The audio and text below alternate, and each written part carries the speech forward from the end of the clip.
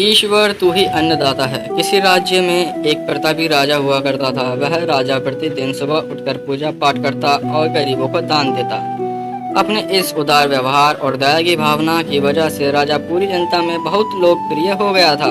रोज सुबह दरबार खुलते ही राजा के यहाँ गरीब और भिखारियों की लंबी लाइन लग जाती थी। राजा हर इंसान को संतुष्ट करके भेजता था। किशन और गोपाल नाम के दो गरीब भिखारी रोज राजा के यहाँ दान लेने आते। राजा जब किशन को दान देते तो किशन राजा की बहुत वाहवाही करता और राजा को दुआएं देता। वहीं जब राजा गोपाल को दान देता तो वह हर बार एक ही बात बोलता, हे ईश्वर तू ही बड़ा दयालु है, तूने मुझे इतना सब कुछ दिया। राजा को उसकी बात थोड़ी बुरी लगती। राजा सोचता कि दान मैं देता हूँ और ये गुणगान उस ईश्वर का करता है। एक दिन राजकुमारी का जन्मदिन था। उस दिन राजा ने दिल खोल कर दान दिया। जब किशन और गोपाल का नंबर आया तो राजा ने पहले किशन को दान दिया और किशन राजा के गुणगान करने लगा। लेकिन राजा ने जैसे ही गोपाल को दान दिया तो वह हाथ ऊपर करके बोला, हे ईश्वर तू ही अन्नदाता है, आज तूने मुझे इतना दिया, इसके लिए प्रभु तुझे धन्यवाद देता हूँ। राजा को यह सुनकर बहुत गुस्सा आया। उसने कहा कि गोपाल मैं रोज तुम्हें दान देता हूँ, फिर तुम मेरे वजह ईश्वर का गुणगान क्यों करते हो? गोपाल बोला, राजन देने वाला तो ऊपर बैठा है, वही सबका अन्नदाता है, आपका भी और मेरा भी। यह कहकर गोपाल वहां से चला गया। अब राजा ने गोपाल को सबक सिखाने की सोची। अगले दिन जब किशन और गोपाल का नंबर आया तो राजा ने किशन को दान दिया और कहा, किशन मुझे गोपाल से कुछ बात करनी है, इसीलिए तुम जाओ और गोपाल को यहीं छोड़ जाओ। और हाँ, आज तुम अपने पुराने रास्ते से मत जाओ। आज तुमको राजमहल के किनारे से जाना है, जहाँ से सिर्फ मैं गुजरता हूँ। किशन खुशी खुशी दान लेकर चला गया।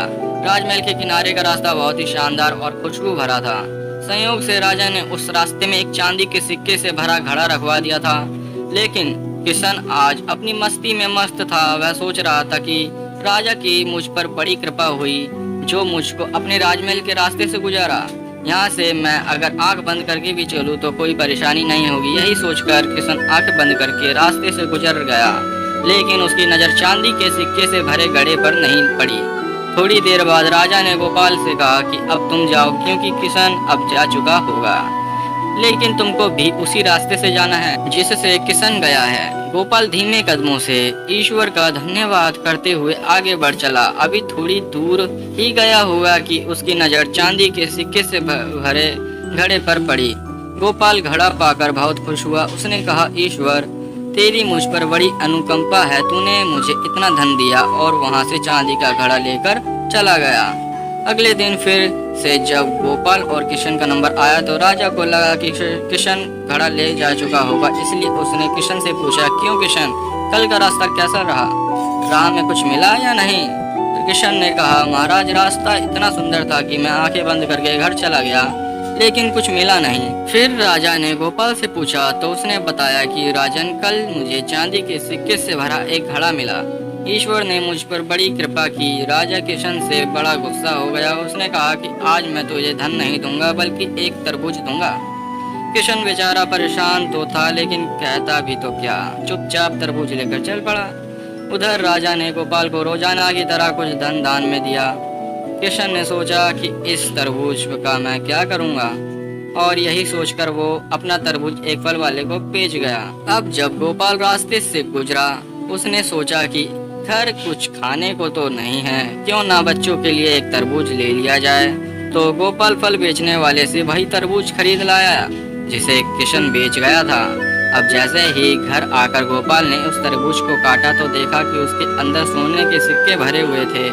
गोपाल ये देखकर बड़ा प्रसन्न हुआ और ईश्वर का धन्यवाद देते हुए बोला, हे ईश्वर, आज तूने मेरी गरीबी दूर कर दी, तू बड़ा दयालु है, सबका अन्नदाता है। अगले दिन जब राजा दान दे रहा था तो उसने देखा कि केवल अकेला किशन ही आया है, गोपाल नहीं आया।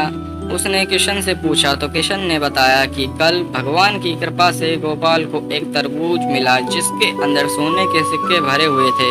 वह गोपाल तो अब संपन्न इंसान हो चुका था। किसान की बात सुनकर राजा ने भी अपने हाथ आसमान की ओर उठाए और बोला, हे ईश्वर, वाकई में तू ही अन्नदाता है, मैं तो मात्र एक जरिया हूँ, तू ही सबका पालनहार है। राजा को अब सारी बात समझ